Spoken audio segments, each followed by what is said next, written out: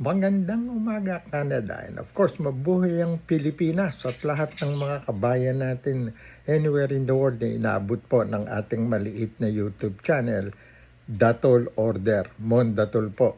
At linggo ngayon, October 5, sabi ko nga, sige, oras na para bukas kasi Lunes, October 6, in-expect na po ang matinding pukpukan na banatan na diyan sa Pilipinas, lalo na sa Senado, sapagkat kahapon, Sabado ng hapon, ay may kachat akong isang kolegi ka nga natin sa ating trabaho.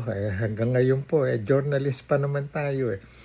At sabi niya, malaking posibilidad na mag-resign as chairman ng Blue Ribbon Committee, itong ating Lodi, higa nga si Ping Lacson, sapagkat may balak na naman itong minority group dyan sa Senado, sa pamumuno of course ni Alan Cayetano, na matagal na nag-aambisyong maging Senate President. Di ba Vice President ang tinakbo niya noon, kay Digong Olat nga lang yan. Nga sabi natin, after matinding pag-iisip, kaya nga sinuspinde ang hearing ng Blue Ribbon Committee ni Lacson, ni Ping, at inapurbahan ni Tito Sen. Dahil nga sa mga nangyayaring bulungan na naman at hatakan na naman. Minority shampoo yan Makakuha lang ng 4 yan. Posibleng yun na nga, mapalitan na naman si Tito Sen as Senate President at iluluklok daw. Anyway, malalaman po natin lahat bukas sapagkat ayaw ni Ping Lacson at ni Tito Sen ng pabanjing-banjing lang yan Kung sino tatamaan na. Bakit to sinesento sa senador at hindi sa mga congressman? Ang investigasyon ng Senado. Hando ng malalaki po umamin na kasi si Chis Escudero at si Joel Villanueva na tumanggap sila ng mga campaign na funda sa mga kontratista ng gobyerno nung kanilang eleksyon 2022. 30 million kay Chis Escudero, 20 million naman kay Joel Villanueva. Yun ang inimbestigahan ka agad Anong masama ron? Dahil ba sila puro senador? Bakit? Ang senador ba hindi pwede magnakaw? Anak ng dragon, mga kababayan natin. Lahat ng tatamaan kasi. Eto na, lumabas na rin yung ng DOJ, Department of Justice ni Boying Rimulya, na iimbestigahan ng mga bilyar. 18.5 billion umano.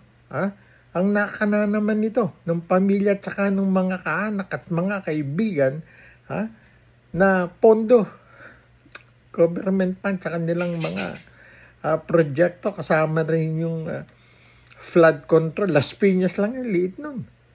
Pero napakalaki. Pare kasi mga bilyar yung ibinoboto ng mga Pilipino Noon mag-ina, ngayon magkapatid. Yun magkapatid na Mark Villar, finally, narinig ko nagsalita. Hindi naman nagsasalita yan talaga Tahimik na tahimik. Let's talk, less mistake. Nagsalita ngayon, defending the Villar family, Aguilar Villar family na Las Piñas. Iimbestigahan ng Department of Justice ni Boying Remulla. At isa pa po,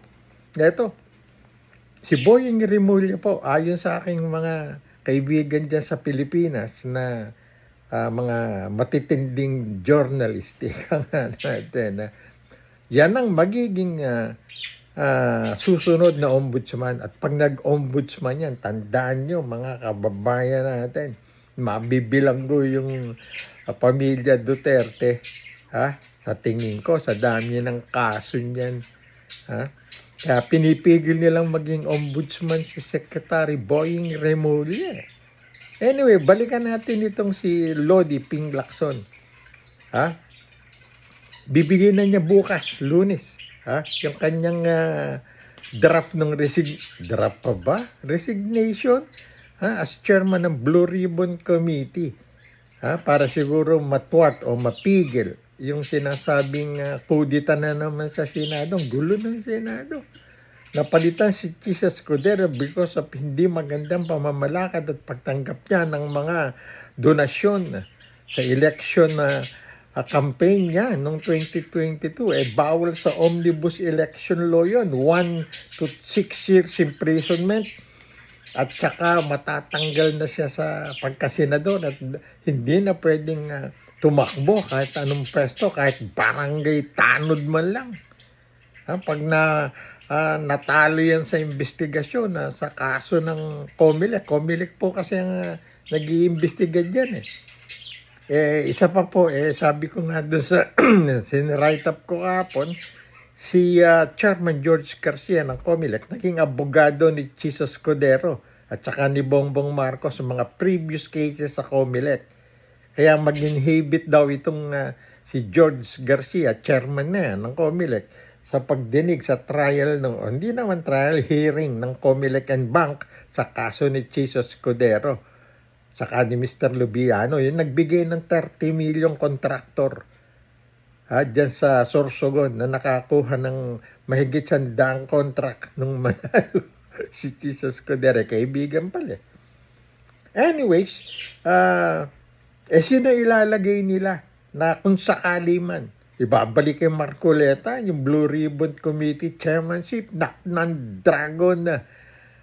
Mga kamay, anong klaseng senado na yan? Pag pinalitan kasi siyam ang minority. Sila Cayetano, si Bato, si Bato de la Rosa, si Joel Villanueva, si Jinggoy. Yan ang mga pati si Amy Marcos. Pag lumipat yung magkapatid na Villar, ayun, tapos si JB, lilipat ang panigurado gusto nila yung kung sino yung marami. Anyway, hindi naman po pwedeng pakialaman ng palasyo ng Malacanang ang Senado at ang Kongreso. Kanya-kanyang utak lalo yung Senado, 24 lang yan. Kaya marami nagsasabi, dissolve na lang yung Senado. Mas magandang Senado rito sa Canada. Alam niyo po ang senador dito, hindi po ini-elect yan. Ina-appoint lang yan ng Prime Minister. Kung sino ang Prime Minister, kung liberal, kung NDP o PC, mag-a-appoint ng kanya-kanyang senador yan. Anytime pwedeng tanggalin. Sila mismo ang magtatanggal kapag nasangkot sa mga maanumalyang transaksyon. Sa Pilipinas, nako, nahuli na nga nagnanakaw. Sino ba naman kasi aami magnanakaw? Wala. Di ba? Kaya nga nagkakaroon ng investigasyon. Ang problema, yung chairman na nag-iimbestiga, gusto nilang tanggalin. Dami-dami na kasi. Ba't daw hindi kongreso o congressman ang asikasuhing imbestigahan? Nandun daw mastermind. Si Romualdez, si speaker, dating speaker, itong Saldico. Ayun na nga, nagpalitan na rin sila noon. Nag-resign na nga si Saldico. Bilyonaryo pala yan. Gusto ibenta yung kanyang mga aeroplano at helicopter. 5.7 billion. Naku, nandaragong. Ganun kayaman yung ako Bicol. Kaya pala ako Bicol, ating may eleksyon ng party list, 3 milyon ng mga boto. Anyways, bukas po magkakaalaman na. Mapapalitan ba si Tito Sen Soto? Sa gagawing kudita na naman dahil nga pag nag-resign na itong si Lodi Ping Lacson sa Blue Ribbon Chairmanship, tigil na yan. Talagang dapat itigil na. Kongreso tinigil na yung investigasyon Handun na yung ICI na independent commission na nag-iimbestiga sa infrastructure project.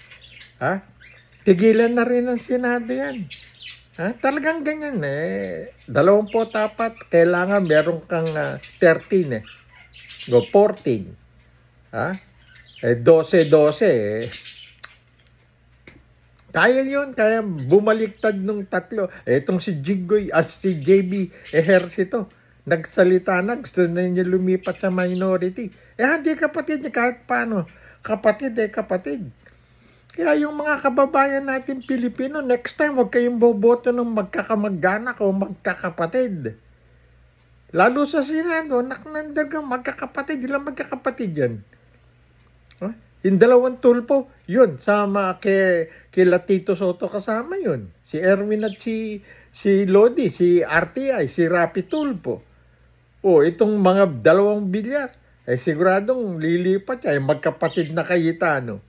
Si Pia at saka si Alan. Si Alan gustong mag-Senate President Yan, Senate President po, yan ang third powerful man sa Pilipinas after the President by Senate President na ang papalit. Kapag may nangyaring hindi maganda sa Presidente at sa Vice. Kaya nga si Chis, talagang gusto niya. Ang problema kay Chis, natuno yung keso niya. Masyado siyang halatahan Nag-insert 142.5 billion ang session nagpunta sa BICAM. Hindi ginagawa yan ng Senate President. Siya lang ang gumawa nun. Kaya nakana O ito naman ipapaalala ko lang, ito naman si Peter Cayetano. Siya, nangako ng 10,000 pesos sa lahat ng pamilya sa Pilipinas. Nung kumakampanya, si 10K nga ang tawag sa kanya. O nanalo, nasa 10K, nasa Cancun na. Ang mga bilyar, super trillionaire na yata yan. Dahil sa term ni Duterte, doon nagumpisang kumita ng todo yung pamilyang yan. So, DDS yan Nagtataka nga ako kay Bongbong Marcos at kay Lisa Araneta kung bakit kinuha tong si Villar sa kanila, yung babae. Si Camille Villar, a senatorial candidate ng kanilang unity. Sabay, kasama rin doon si Vice President. Anyway, hintayin po natin bukas, pinakamalaking balita yan. Kuna naman sa Senado, Tito Sen gustong palitan. Iuupo nila si Alan Peter Cayetano. Nakdan Dragon. Ano bang klaseng Senado yan? Well, ito po yung kabayan Mondatol. Bukas titirahin uli natin yan. Bira na tayo ng bira. Yun naman ang ginagawa ng iba dyan mga DDS. Naninira kay BBM. Hindi naman totoo yung mga sinasabi. Puro pekintos. Ginagamit yung mga senador. Huwag kayong mag-alala. Si Bato at si Bongo, dadagitin ng ICC yan. Ang trial ni Duterte, kailangan kasama si Bato at si Bongo sapagkat yun ang mga implementor at financier ng EGK.